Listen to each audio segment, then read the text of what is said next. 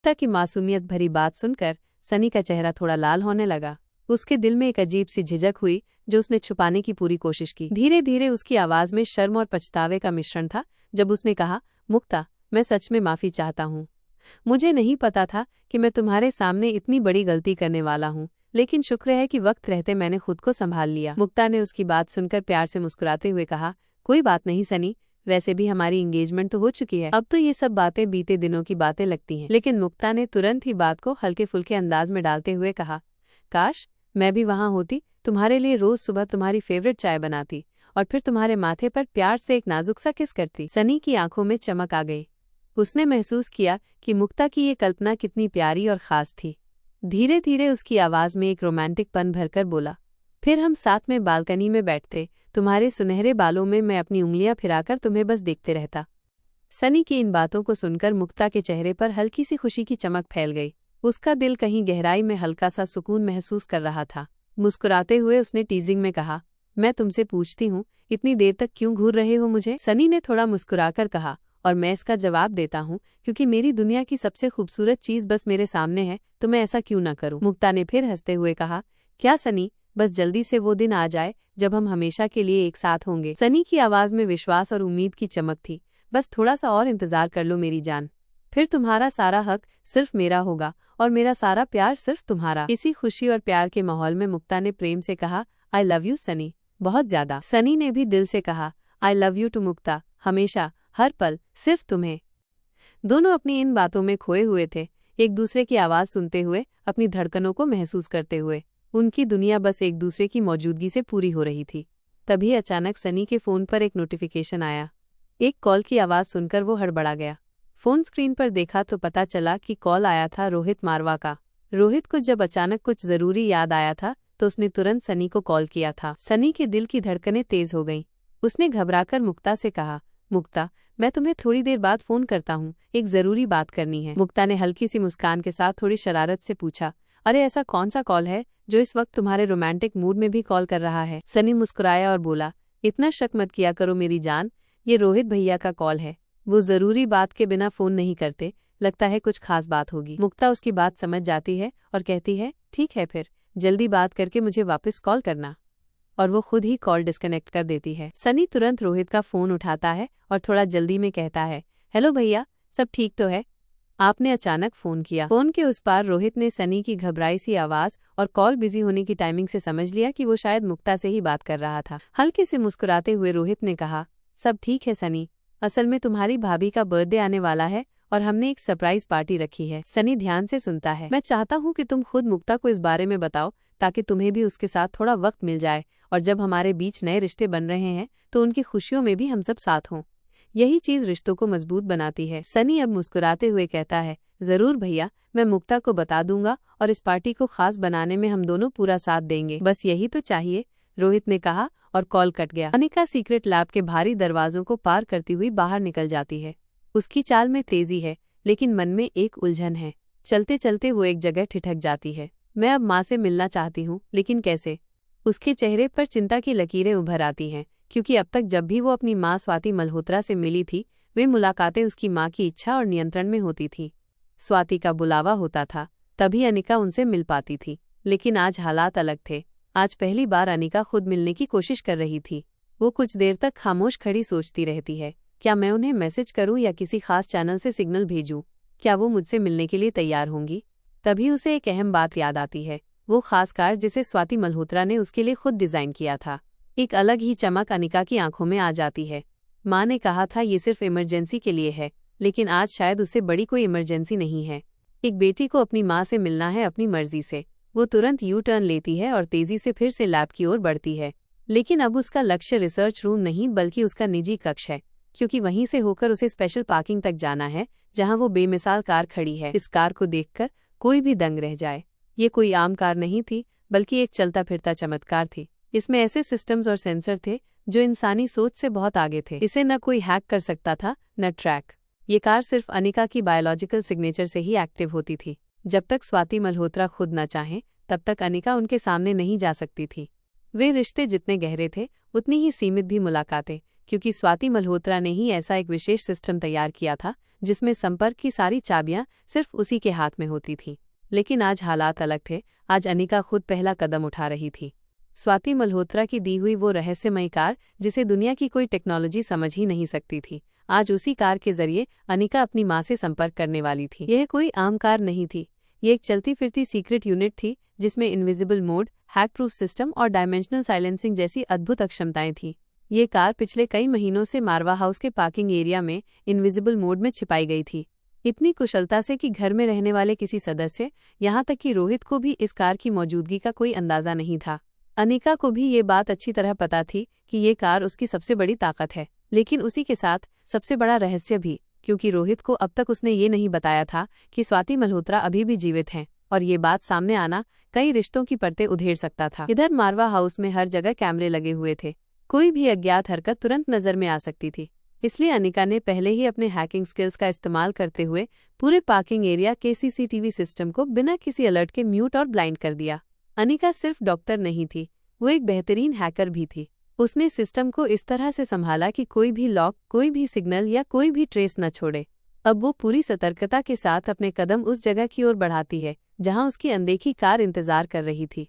वो धीरे से कार के पास पहुंचती है, अपनी बायो सिग्नेचर स्कैन कर उसे इनविजिबल मोड से नॉर्मल विजिबल मोड में लाती है।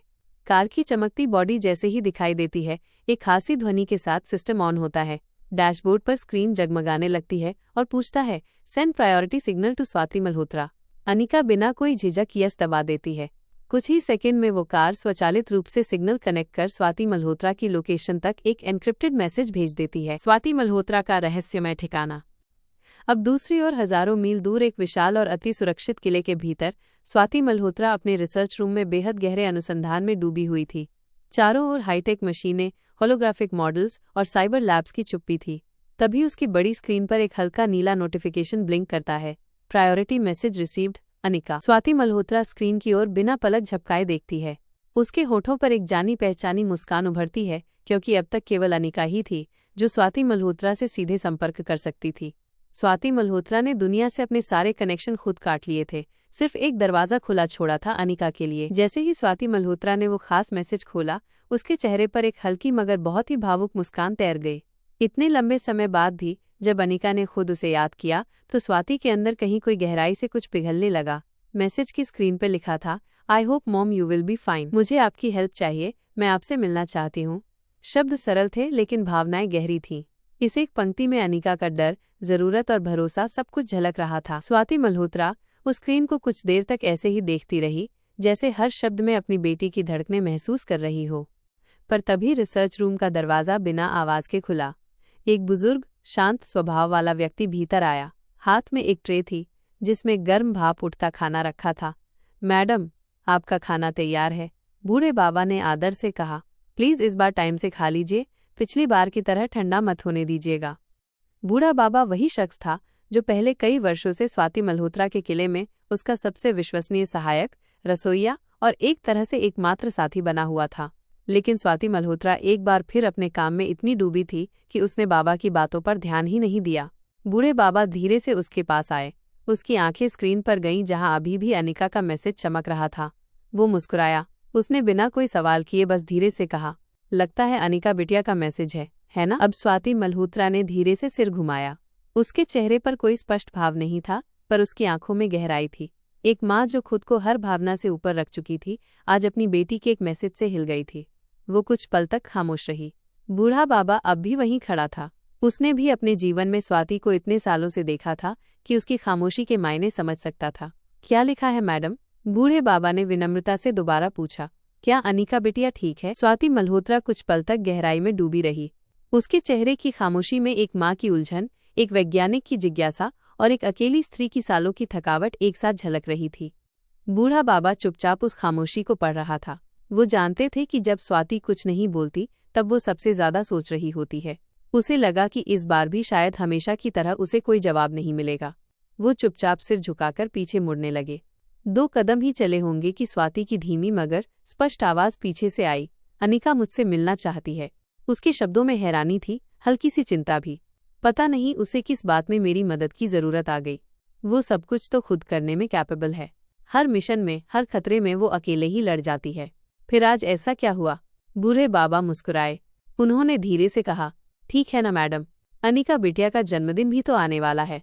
शायद वो सिर्फ आपकी आवाज़ सुनना चाहती हो, या फिर बहाने से ही सही आपका आशीर्वाद। स्वाति ने हल्के से मुस्कुराकर उसकी बातों को सुना। उस मुस्कान में ममता की एक झलक थी जो बरसों से दिल की गहराइयों में छिपी थी। अब उसने बिना देर किए अपना कंप्यूटर ऑन किया, एक खास इनक्रिप्टेड मैसेजिंग सिस्टम खोला और अनिका के लिए एक मैसेज टाइप करने लगी। उसने मिलने की तारीख, समय और लोकेशन सब कुछ सटीक और गुप्त भाषा में लिखा, जैसे कोई मिशन असाइन कर रही हो। मिलो, वही जगह वही समय। इस बार जवाब मेरी तरफ से है। अनिका की बेचैनी और आयशा मारवा का डर। दूसरी तरफ मारवा हाउस की हाईटेक पार्किंग एरिया में अनिका अभी भी अपनी मां के जवाब का इंतजार कर रही थी। कार के अंदर बैठी वो चुपचाप, थोड़ी बेचैन, थोड़ी भावुक थी। उसने कई बार डैशबोर्ड को चेक किया पर स्क्रीन खाली थी। क्या मां नहीं मिलना चाहती? ये ख्याल भी उसे भीतर से डराने लगा था। पर तभी कार के डैशबोर्ड पर एक साउंड बीप होता है, एक नोटिफिकेशन चमकने लगता है। अनिका की आंखें चमक जाती हैं। It's from home. वो तेजी से मैसेज खोलती है। उस मैसेज में मिलने का टाइम और लोकेशन थी। अब अनिका के दिल में राहत का सागर उतर जाता है। वो बिना समय गंवाए कार से बाहर आती है। फिर से कार को इनविजिबल मोड में सेट कर देती है ताकि किसी को भी शक न हो कि वो यहाँ थी। इसके बाद वो सीसीटीवी हैकिंग सिस्टम को रिस्टोर कर देती है। हर कैमरा अब वापस लाइव फीड दे रहा था, जैसे कि कुछ हुआ ही न हो। अनिका ने पार्किंग एरिया छोड़ने से पहले अपने आने जाने की हर एक डिजिटल छाया मिटा दी थी। उसने न केवल लाइव फीड को दोबारा एक्टिव किया, बल्कि उस वक्त की सारी पुरानी रिकॉर्डिंग भी स्थायी रूप से डिलीट कर दी, ऐसे जैसे वो वहां कभी आई ही नहीं थी। मैं कोई रिस्क नहीं ले सकती, उसने मन में एक दृढ़ निश्चय किया। अब वो धीरे धीरे पूरे होश के साथ मारवा हाउस के अंदरूनी हिस्सों की ओर बढ़ने लगी। जैसे ही वो पार्किंग एरिया के कांच वाले गलियारे से गुजर रही थी, उसकी नज़र लॉन की ओर गई, जहां नौकर चाकर किसी को ध्यान से सुन रहे थे। वो कोई और नहीं बल्कि आयशा मारवा थी। अनिका के चेहरे पर एक हल्की जिज्ञासा उभरी। उसने तुरंत अपनी चाल बदली और सीधा आयशा मारवा की ओर बढ़ गई। माँ, आप यहाँ क्या कर रही हैं? अनिका की आवाज़ में अचानक उपस्थिति का झटका था। आयशा मारवा, जो गहरी बातचीत में लीन थी, चौंक गई। उनकी आंखों में एक क्षण के लिए डर और संदेह तैर गया। अनिका, तुम यहाँ? उन्होंने तुरंत ही नौकरों को इशारा किया। तुम सब जाओ, जो कहा है वो कर दो। उनकी आवाज़ अब हड़बड़ाई हुई थी। दरअसल आयशा मारवा बिल्कुल भी नहीं चाहती थी कि अनिका को उनकी किसी गतिविधि की भनक लगे, खास तौर पर उस सीक्रेट पार्टी की जो वो और रोहित मिलकर अनिका से छुपाकर प्लान कर रहे थे। क्या अनिका को कोई शक हो गया है? ये सवाल उनके मन में बिजली की तरह कौंधा। अब वो जल्दी से सामान्य बनने की कोशिश करती हैं। क्या हुआ अनिका, तुम यहाँ क्या कर रही हो इतनी सुबह? कुछ चाहिए था क्या? कुछ चाहिए होता तो तुम अपने कमरे से किसी को बोलकर मंगा सकती थी ना। आयशा मारवा को यूं अचानक घबराए हुए और अपने अंदाज से हटकर बर्ताव करते देख अनिका का मन एक पल को ठिठक गया। उसने सोचा, ये मम्मी को क्या हो गया है? वो तो कभी इस तरह हड़बड़ाकर बात नहीं करती थी। न जाने आज सब इतने अजीब क्यों बर्ताव कर रहे हैं। सच में सुबह से ही कुछ न कुछ अलग महसूस हो रहा था, लेकिन अनिका ने उस समय अपने विचारों को दबा दिया। वो मुस्कुराई और बोली, कुछ नहीं माँ, बस कमरे में थोड़ी बोर हो रही थी, इसलिए नीचे आ गई। वो अब खुद सवाल पूछ बैठी, आप भी यहाँ क्या कर रही हो? आप तो सुबह सुबह अपने गार्डन में मेडिटेशन करती हो ना? आयशा ने अपने चेहरे पर स्थिरता लाते हुए जवाब दिया, कुछ खास नहीं बेटा, मेरा भी रूम में मन नहीं लग रहा था, सोचा थोड़ा बाहर आ जाऊं, तुम्हारी तरह ही। उनकी बात सुनकर अनिका ने हल्के से सिर हिलाया और फिर उनके पास जाकर उनके हाथ को थाम लिया। दोनों अब सोफे पर बैठ चुके थे। कई दिनों बाद ये एक शांत घरेलू क्षण था। शादी से पहले भी अनिका और आयशा के बीच एक दोस्ती सी बन गई थी, जहां बहू और सास के बीच केवल रिश्तों का नहीं बल्कि भावनाओं का भी एक गहरा संबंध था। अब दोनों धीरे धीरे सामान्य बातचीत में मशगूल हो गईं, कभी फैशन की बातें तो कभी पुरानी यादें। रोहित का दिन और अनिका की रातों की खोज। इधर दूसरी ओर रोहित अपने ऑफिस में व्यस्त था। उसने पार्टी के लिए अपने पर्सनल डिजाइनर को बुला रखा था ताकि अनिका और खुद के लिए बर्थडे पार्टी की ड्रेस डिजाइन करवा सके। वो हर डिटेल पर परफेक्शन चाहता था, कपड़े का फैब्रिक, रंग, कटिंग, फिटिंग, हर बात में क्लास और एक्सक्लूसिविटी। जब तक वो अपने सारे मीटिंग्स और डिजाइन सेशन खत्म करता, तब तक बाहर अंधेरा गहराने लगा था। उसे एहसास भी नहीं हुआ कि पूरा दिन कैसे निकल गया। रात करीब 9 बजे बज चुके थे जब रोहित थका हारा अपने कमरे में वापस आया। जैसे ही उसने दरवाज़ा खोला, उसने देखा अनिका अपने लैपटॉप में खोई हुई थी। उसका चेहरा स्क्रीन की रोशनी में शांत, पर आंखों में एक अलग तरह की गंभीरता झलक रही थी। रोहित चुपचाप उसके पास आया, थोड़ा झुककर धीरे से पूछा, क्या तुमने डिनर कर लिया अनिका? रोहित की बात सुनकर अनिका बस हल्के से सिर हिला देती है। उसकी आंखें अब भी लैपटॉप स्क्रीन पर टिकी थीं, शब्दों में नहीं, लेकिन उसकी खामोशी ही काफी थी। ये बताने के लिए कि उसने अभी तक कुछ नहीं खाया। रोहित उसकी ये स्थिति देख समझ जाता है। वो कुछ नहीं कहता, सिर्फ फोन उठाकर एक नौकर को आदेश देता है, डिनर हमारे रूम में ले आओ। इतना कहकर रोहित वॉशरूम की ओर बढ़ जाता है ताकि खुद भी थोड़ा फ्रेश हो सके। कुछ ही देर बाद डिनर कमरे में पहुंच चुका था। सादा लेकिन खास, अनिका की पसंद का सूप और रोहित के लिए लाइट वेस्ट डिनर। अब दोनों बिना ज्यादा बात किए साथ में टेबल पर बैठकर खाना खाने लगते हैं। शब्द कम थे, लेकिन मौन में भी एक रिश्ता था, जहां दोनों एक दूसरे की भावनाओं को बिना कहे समझ लेते थे। डिनर के बाद दोनों ने बिस्तर साझा किया, जैसे एक थके हुए दिन के बाद दो साथी थोड़ी देर की नींद में सुकून ढूंढते हैं। रात के करीब 2 बजे बज चुके थे। कमरे में धीमी धीमी लाइट, दीवार घड़ी की टिक टिक और बाहर हल्की सी हवा की सरसराहट। इसी बीच रोहित को अचानक कुछ हलचल का एहसास होता है। उसकी नींद खुलती है और वो देखता है कि अनिका चुपचाप बिस्तर से उठ चुकी है। वो दरवाजा खोलकर बाहर निकल रही थी, जैसे किसी जरूरी काम पर जा रही हो। रोहित उठकर बैठ जाता है। वो कुछ पल सोचता है, क्या मुझे उसके पीछे जाना चाहिए? पर अगले ही पल वो खुद को रोक लेता है। नहीं, अगर अनिका को कोई बात बतानी होगी तो वो खुद मुझे बताएगी। उसकी स्वतंत्रता पर भरोसा करना ही ठीक होगा। अब वो धीरे से दोबारा लेट जाता है, लेकिन आंखों से नींद जा चुकी थी। अनिका और स्वाति का मिलन। उधर अनिका गाड़ी लेकर अपनी माँ स्वाति मल्होत्रा के दिए हुए उस रहस्यमयी पते की ओर बढ़ रही थी। सड़कें सुनसान थी, चारों ओर सन्नाटा था, जैसे पूरी दुनिया सो रही हो और जाग रही हो बस अनिका की बेचैनी। कुछ ही देर में वो एक सुनसान पुराने इलाके में पहुंचती है, जहां एक पुराना लेकिन सुरक्षित गेट था। जीपीएस की लोकेशन यहीं खत्म हो रही थी। गाड़ी को एक पेड़ के पीछे छुपाकर पार्क करती है और आगे बढ़ती है। गेट के पीछे था एक छोटा सा तहखाना, जो बाहर से एक साधारण गार्डन शेड जैसा दिखता था, लेकिन उसके अंदर था एक सीक्रेट अंडरग्राउंड एंट्रेंस। अनिका धीरे धीरे आगे बढ़ती है और दीवार के पास बने एक पत्थर को हल्का सा घुमाती है। एक छोटा सा दरवाजा खुलता है। अब अनिका सीढ़ियों से नीचे उतरती है। अनिका जैसे ही उस रहस्यमयी तहखाने में दाखिल होती है, एक बूढ़े बाबा जिनके चेहरे पर अनुभव की लकीरें साफ झलक रही थीं, धीरे से आगे आकर उसका रास्ता रोकते हैं। उनकी आंखों में एक अजीब सा सन्नाटा था, जैसे वो सब कुछ जानते हों जो अब तक अनिका से छिपा था। वे इशारे से उसे एक पुराने टूटे फूटे से दिखने वाले कमरे की ओर ले जाते हैं। कमरा बाहर से जरूर खंडहर नजर आता था, दीवारों पर दरारें, मिट्टी से भरा फर्श और टूटी खिड़कियां, लेकिन जैसे ही अनिका भीतर दाखिल होती है, उसकी आंखें कुछ पल के लिए ठहर जाती हैं। कमरे का भीतरी हिस्सा एकदम अलग था। सामने एक हाईटेक वॉल पैनल, छत पर अजीबोगरीब लाइटें जो ऑक्सीजन और तापमान को कंट्रोल कर रही थीं, और कोनों में लगे सेंसर जो शायद हर मूवमेंट को रिकॉर्ड कर रहे थे। ये सब देखकर अनिका को एक ही नाम याद आता है, स्वाति मल्होत्रा। ये उसकी माँ की टेक्नोलॉजी थी, यूनिक, एडवांस और पूरी तरह इनोवेटिव। अब वो आगे बढ़ती है और कमरे के सेंटर में एक ट्रांसपेरेंट ग्लास चेयर पर बैठी थी उसकी माँ स्वाति मल्होत्रा। अनिका कुछ पल उसे देखती है, फिर उसके चेहरे पर हल्की मुस्कान आ जाती है और वो धीरे से पूछती है, कैसी हैं आप माँ? आई होप आप ठीक होंगी। स्वाति भी उसकी तरफ देखकर मुस्कुरा देती है। हाँ बेटा, मैं ठीक हूँ। और तुम कैसी हो? तुम अचानक इतनी रात को? अनिका बात काटते हुए धीरे से कहती है, माँ, आपने मुझे यहाँ बुलाया तो समझी कोई बहुत जरूरी बात होगी, लेकिन उससे पहले मुझे आपसे कुछ पूछना है। स्वाति अब गंभीर हो जाती है। अनिका आगे बोलती है, मुझे रोहित और आकाश दोनों के ब्लड सैंपल में एक बहुत ही रेयर और अजीब केमिकल मिला है, जिसका कोई रिकॉर्ड न तो मेडिकल जर्नल्स में है और न ही किसी पब्लिक रिसर्च में। इतना एडवांस और छुपा हुआ फॉर्मूला। माँ, ये क्या आपने ही बनाया था? स्वाति मल्होत्रा कुछ नहीं कहती, बस चुपचाप उसकी आंखों में देखती है। अनिका की आवाज अब थोड़ी और धीमी लेकिन तीव्र हो जाती है। मैंने हर जगह देखा, लेकिन इस कंपाउंड का कोई हिसाब नहीं मिला। इतना छुपा हुआ तभी हो सकता है जब ये कोई प्राइवेट रिसर्च का हिस्सा रहा हो। माँ, क्या आपने कभी ऐसा फॉर्मूला बनाया था? अब स्वाति एक लंबी सांस लेकर कहती है, हाँ बेटा, ये एक ड्रग है जिसे मैंने अपने कॉलेज के दिनों में बनाया था। मैंने इसका नाम हीलिंग पावर ड्रग रखा था। ये कोई आम दवा नहीं थी। ये शरीर की रिकवरी और मेंटल फोकस को सुपर ह्यूमन लेवल तक बढ़ाने वाला कंपाउंड था। मैं उसे सिर्फ रिसर्च के लिए इस्तेमाल करना चाहती थी।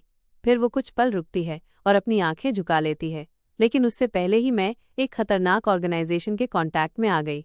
उनका ऑफर बहुत आकर्षक था, रिसोर्सेज अनलिमिटेड थे। मैं लालच में नहीं बल्कि एक्सपेरिमेंट के जुनून में वहां गई, और फिर जो हुआ वो तुम जानती हो। स्वाति मल्होत्रा की गंभीर बातों को सुनने के बाद अनिका की आंखों में संदेह की लकीरें और गहरी हो जाती हैं।